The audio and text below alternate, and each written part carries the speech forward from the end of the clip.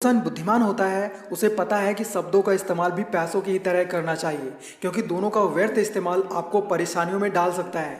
इसलिए चाहे शब्द हो या पैसे, दोनों का बिल्कुल सही इस्तेमाल ही आपको एक समझदार और बुद्धिमान इंसान बनाता है।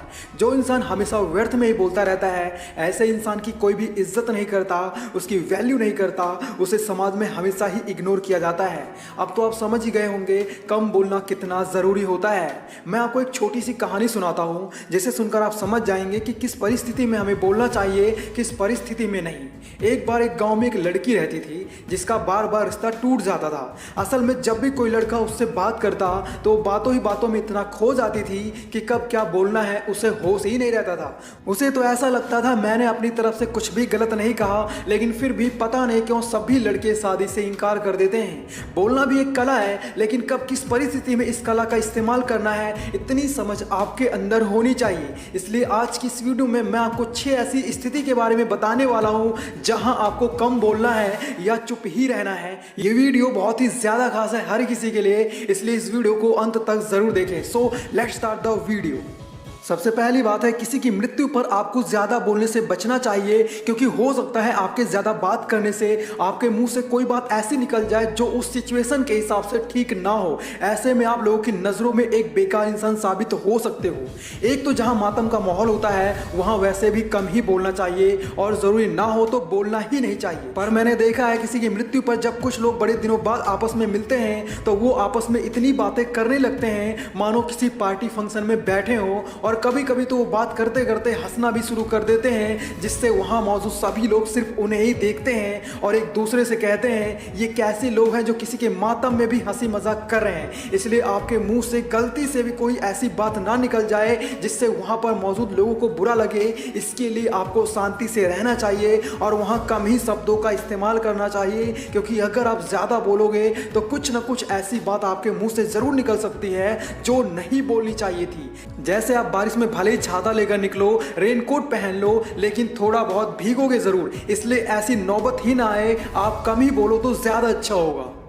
दूसरी बात है, गुस्से में चुप रहने में ही आपकी सबसे बड़ी समझदारी है, जो कि हर किसी के बस की बात नहीं होती। क्योंकि जब हम गुस्से में होते हैं तो हम अपना कंट्रोल खो बैठते हैं, जिसके चलते हमारे मुंह से कुछ ऐसी बातें, कुछ ऐसे शब्द निकल जाते हैं जो हमें नहीं बोलने चाहिए थे। और जब हमारा गुस्सा शांत होता है तब हमें समझ में आता है यार मैंने बहुत बड़ी गलती कर दी है। इसलिए गुस्से में चुप रहना भी एक बहुत बड़ा काम होता है, क्योंकि गुस्से में किसी का खुद पर काबू नहीं रहता। मेरे दोस्त, गुस्सा करना भी एक कला है, लेकिन गुस्सा भी हमें होश में रह के करना चाहिए। और जब भी आपको गुस्सा आए तो आपको अपने आप से कहना है भाई कुछ भी हो जाए, चाहे सामने वाला मुझे गाली क्यों ना दे दे, लेकिन मैं सामने वाले को बिल्कुल भी उल्टा नहीं बोलूंगा, कोई भी गाली नहीं दूंगा, चाहे दुनिया इधर की उधर क्यों ना हो जाए, मैं चुप ही रहूंगा। जब आप इस टेक्निक को अपनी लाइफ में उतार लोगे तब आप अपने गुस्से पर भी काबू पाना सीख जाओगे। क्योंकि एक इंसान जब गुस्से में होता है तो इतनी गहरी बातें बोल देता है जिसकी वजह से उसे लाइफ टाइम तक शर्मिंदा होना पड़ता है। आपके साथ ऐसा कुछ ना हो,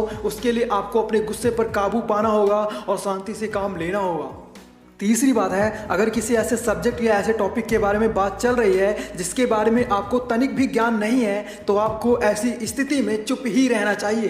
कभी कभी कुछ कहने से ज़्यादा चुपचाप सुनने में ही आपका भला होता है, क्योंकि जहां आपकी बातों की जरूरत नहीं, ऐसी जगह बोलकर आपका सिर्फ अपमान ही होगा। उदाहरण के लिए आप खुद ही सोच कर देखो, जब कोई अपनी प्रॉब्लम्स बता रहा है और आप उसकी प्रॉब्लम्स चुपचाप सुनने की बजाय उसकी प्रॉब्लम्स के उल्टे सीधे सॉल्यूशंस बता रहे हो, जिन सॉल्यूशंस का उसकी प्रॉब्लम से कोई भी लेना देना नहीं है, ऐसे में आप खुद ही अपना मान सम्मान खत्म कर रहे होते हैं और आपको पता भी नहीं चलता। तो ऐसा नहीं होना चाहिए।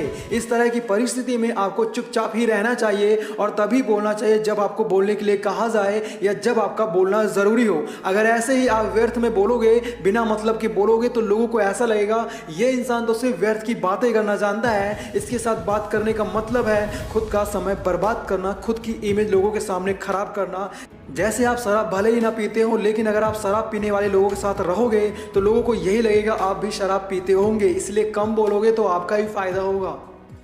चौथी बात है, अगर आपके माता पिता आपको डांट देते हैं या कोई बड़ा बुजुर्ग आपके भले के लिए कुछ कहता है तो ऐसी कंडीशन में आपको चुप रहकर उनकी रिस्पेक्ट करनी है, उनको पलटकर जवाब नहीं देना है। जब भी कोई बड़ा या हमारे माता पिता हमें किसी गलत काम पर टोकते हैं या डांटते हैं तो उस वक्त हमें बहुत गुस्सा आता है और हम उसी गुस्से में उन्हें ना जाने क्या क्या बोल जाते हैं, जिससे उनके दिल को बहुत तकलीफ होती है और उन्हें लगने लगता है अब हमारे बच्चे इतने बड़े हो गए हैं कि हमें ही उल्टा सीधा बोल रहे हैं, थोड़े से पैसे क्या कमाने लगे हैं, अपने माँ बाप की रिस्पेक्ट करना भूल गए हैं। मेरे दोस्त, एक चीज़ याद रखना, अगर आप अपने माता पिता को पलटकर जवाब देते हो तो यकीन मानो आप लाइफ में कभी भी खुश नहीं रह पाओगे। इसलिए जब भी आपके माता पिता आपको किसी गलत काम के लिए मना कर रहे हो, आपको टोक रहे हो, तो ऐसी स्थिति में भी आपको चुपचाप उनकी बातों को सुनना है और उनका मान सम्मान बनाए रखना है। पांचवी बात है, अगर कहीं कोई मीटिंग चल रही है या किसी टॉपिक पर बात चल रही है तो ऐसे में आपको तभी बोलना है जब आपको बोलने के लिए कहा जाए या जब आपको बोलना जरूरी लगे। मान लो किसी एक जगह पर 4 लोग बैठकर किसी बात पर चर्चा कर रहे हैं तो अब सभी लोग एक साथ बात तो कर नहीं सकते, उनमें से एक इंसान अपनी बात कहेगा और बाकी के लोग उसकी बात को ध्यान से सुनेंगे, तभी वो मीटिंग किसी नतीजे पर पहुंच सकती है। वहीं अगर सभी लोग बोलना शुरू कर देंगे और कोई भी सुनना नहीं चाहेगा तो ऐसे में वो मीटिंग या वो बैठक सही तरह से आगे नहीं बढ़ पाएगी। इसलिए अगर 4 लोग किसी चीज के बारे में बोल रहे हैं, अपनी राय दे रहे हैं, तो ऐसे में आपको उन्हें अपनी बात पूरी करने का मौका देना है और अपनी बारी आने का इंतजार करना है और जब आपके बोलने का नंबर आए तभी आपको बोलना है। इससे होगा ये, लोग आपकी बात को ध्यान से सुनेंगे और आपको एक समझदार इंसान समझेंगे। वहीं अगर आप बात बात पर सामने वाले की बातों को काट देते हो, उनकी हर बात पर कमेंट्स करते हो, तो ऐसे में लोग आपको एक मूर्ख इंसान ही समझेंगे और फिर दोबारा आपको कभी भी किसी मीटिंग या बैठक में नहीं बुलाएंगे। इसलिए मौका और माहौल देखकर ही बात करें।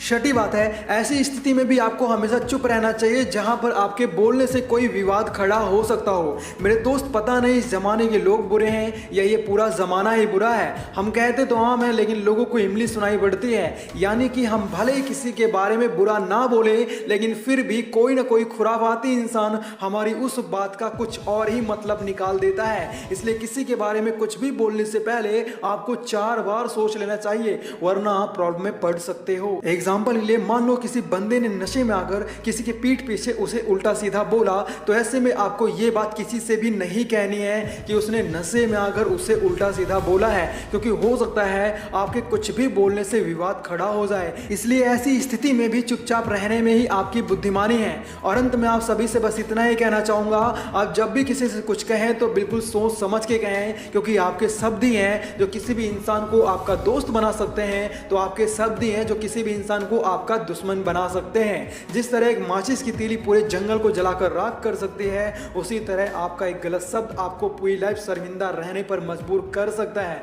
ऐसा आपके साथ ना हो, उसके लिए कम बोले, नाप तोल के बोले। और अगर वीडियो थोड़ा सा भी इंफॉर्मेटिव लगा हो तो वीडियो को लाइक जरूर करें और ऐसी हेल्पफुल वीडियोस देखने के लिए आप हमारे YouTube चैनल जबरदस्त गुरु को सब्सक्राइब कर सकते हैं, ताकि मैं जब भी वीडियोस अपलोड करूं आपको नोटिफिकेशन मिल जाए। साथ ही इस वीडियो को अपने फैमिली मेंबर्स के साथ जरूर शेयर करें। बाकी यार, अगर आप लोग तेज बनना चाहते हो तो लेफ्ट वाली वीडियो देखो और अट्रैक्टिव बनना चाहते हो तो राइट वाली वीडियो देखो। Thanks for watching, love you all.